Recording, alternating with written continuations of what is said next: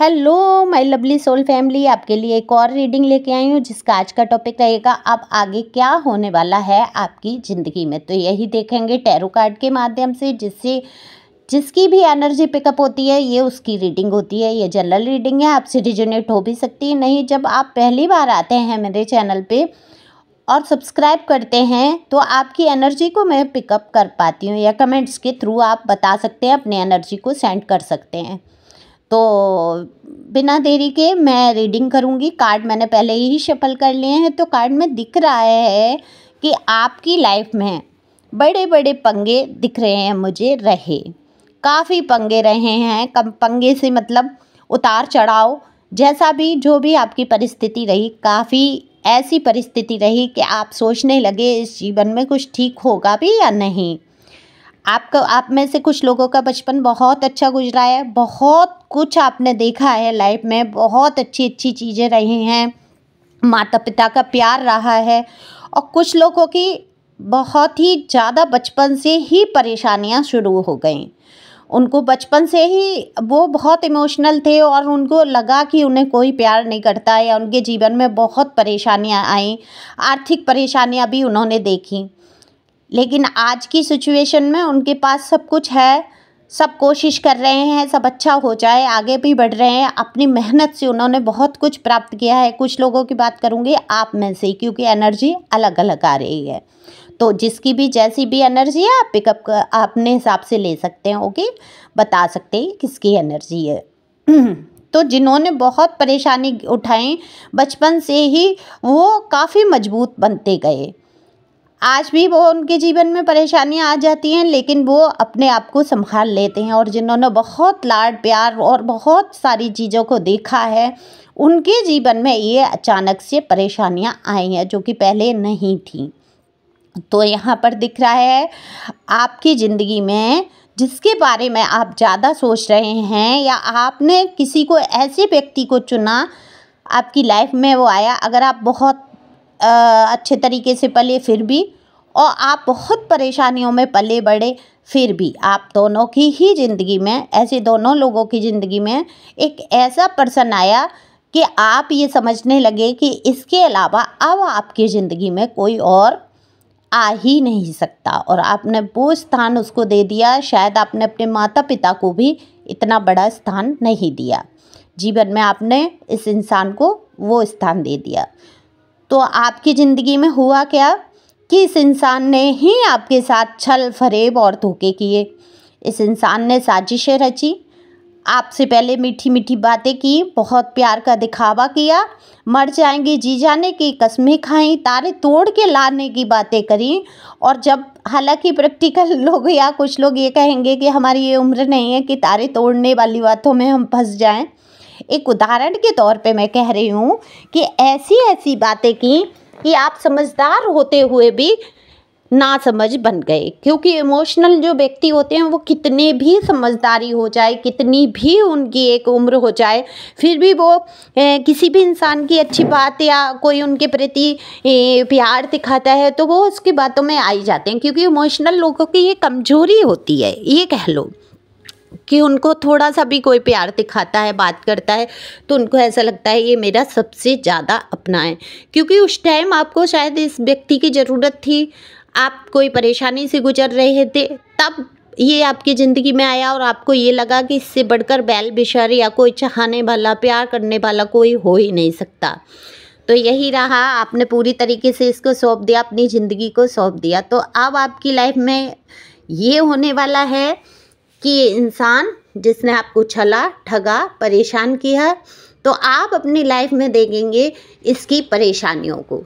अब ये बहुत परेशान हो रहा है ये इंसान, आप अपनी लाइफ में देख रहे हैं। आप नहीं चाहते कि किसी को परेशानी हो जीवन में। एक आपका कोमल हृदय ये दिख रहा है कि एक तरफ तो आप बहुत गुस्से में हैं इस इंसान से, दूसरी तरफ आपका कोमल हृदय इसको परेशान भी नहीं देख सकता, क्योंकि आपने तो इसको चाहा, प्यार किया। तो आप ना तो परेशान इसको देख सकते हैं और ना इसको खुश देख पा रहे हैं। दोनों ही परिस्थितियां हैं। ज़्यादा खुश देखते हैं तब भी आपको ये लगता है देखो मेरे जीवन में इतनी परेशानी खड़ी करके आज ये मौज मस्ती कर रहा है।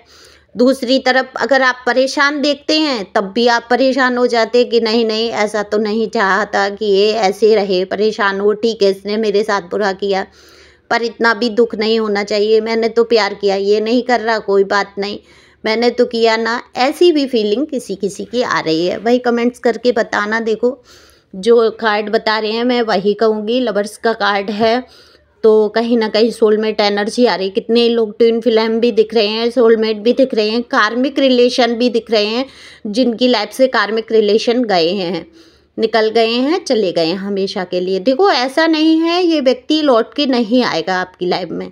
अभी ये इंसान बहुत ईगो से भरा हुआ है, बहुत आपसे इसने बहुत कुछ उल्टा सीधा कहा, आपकी लाइफ में बहुत परेशानियां खड़ी की, लेकिन इसका ईगो इतना हाई है कि ये अपनी गलती मानने को बिल्कुल भी तैयार नहीं है। लेकिन एक टाइम ऐसा आएगा आगे आपकी ज़िंदगी में, यही होने वाला है, ये झुकेंगे आपके प्यार के आगे। ऐसा नहीं है आप घमंड में हैं, आप ईगो में हैं या किसी कारण से ये झुकेंगे, नहीं, ये दिख रहा है थोड़ा सा बोलते बोलते गले में खराश हो जाती है, ध्यान नहीं देंगे तो उसके लिए सॉरी।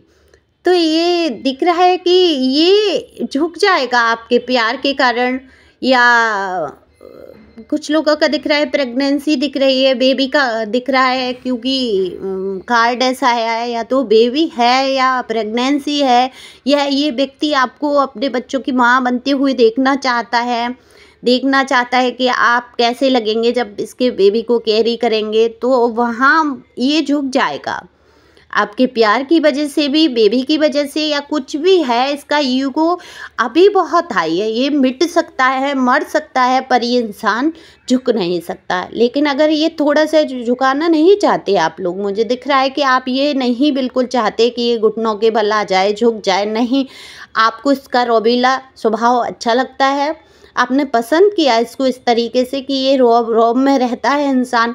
आज ही आपको ही रौब दिखाने लगा तो आपको परेशानी होने लगी, लेकिन इसका स्वभाव है अकड़ू, ये स्वभाव से है इतना ईगो से भरा। लेकिन जो हाँ आपकी ज़िंदगी में इसने किया वो तो बिल्कुल भी अच्छा नहीं था, व्यवहार बिल्कुल अच्छा नहीं था, जानवर से बदतर आपकी ज़िंदगी बना दी।